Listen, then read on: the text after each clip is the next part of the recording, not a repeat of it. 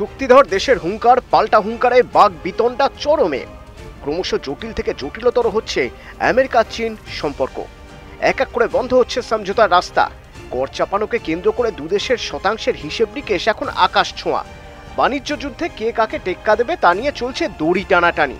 ছোট ছোট বেশ কিছু দেশ ট্রাম্পের বশ্যতা স্বীকার করলেও অনেক দেশই এখনো শুল্ক যুদ্ধে সামিল। দুদেশের ক্ষমতার দম্ভ এখন পৃথিবীর বাকি দেশকে প্রভাবিত করতে উঠে পড়ে লেগেছে। ট্রাম্প নিজে জানিয়েছেন একাধিক দেশ তার সঙ্গে শুল্ক সমঝোতায় আসতে চেয়েছে। এছাড়াও চীনের সঙ্গে বাণিজ্যে হ্রাস টানলে বিভিন্ন দেশের উপর আরোপিত শুল্ক কমিয়ে দেবেন ট্রাম্প বলেও শোনা যাচ্ছে।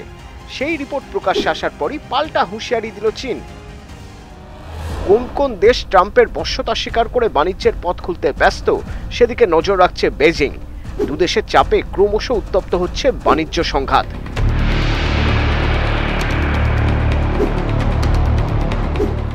বাণিজ্য শুল্ক প্রসঙ্গে এখন গোটা বিশ্ব দুভাগে বিভক্ত। আমেরিকা ও চীনের শুল্ক যুদ্ধের জট পাকিয়েই চলেছে।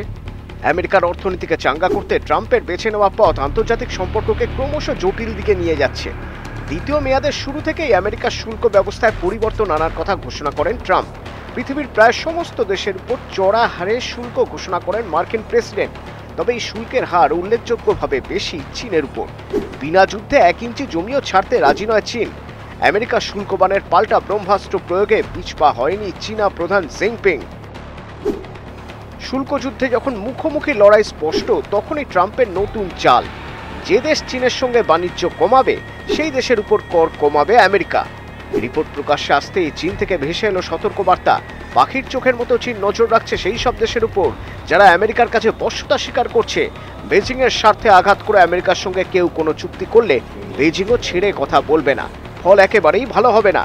ওই সমস্ত দেশের বিরুদ্ধে পাল্টা প্রতিশোধমূলক পদক্ষেপ করা হবে।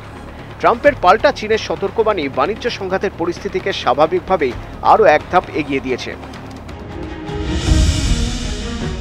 বিশ্বের বাকি সব দেশের পণ্যে আপাতত 10% শুল্ক নিচ্ছে আমেরিকা, কিন্তু চীনের পণ্যে শুল্কের পরিমাণ ধার্য করা হয়েছে 145%, যা প্রায় ধরা ছোঁয়ার বাইরে। পাল্টা বেজিং ও মার্কিন পণ্যের উপর 125% শুল্ক আরোপ করেছে।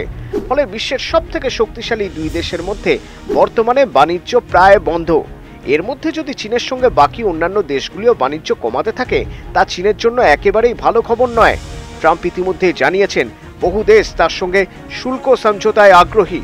ভারতের উপরেও 26% শুল্কের কথা বলেছিল হোয়াইট হাউস। 9 এপ্রিল থেকে সেই বর্ধিত শুল্ক কার্যকর করার কথা ছিল। তার ঠিক আগে ট্রাম্প জানান আপাতত 90 দিনের জন্য শুল্ক স্থগিত রাখা হচ্ছে। তবে ব্যতিক্রম কেবল চীন। তাদের উপর শুল্ক স্থগিত করার পরিবর্তে আরো বাড়িয়ে দিল মার্কিন প্রশাসন। গত বৃহস্পতিবার ট্রাম্প জানিয়েছিলেন শুল্ক নিয়ে চীনের সঙ্গে সমঝোতায় আশাবাদী। আলোচনাও চলছে। তবে সোমবার বেজিং এর কড়া বার্তা আবার দুদেশের সমঝোতার সম্ভাবনা নিয়ে প্রশ্ন তুলে দিল।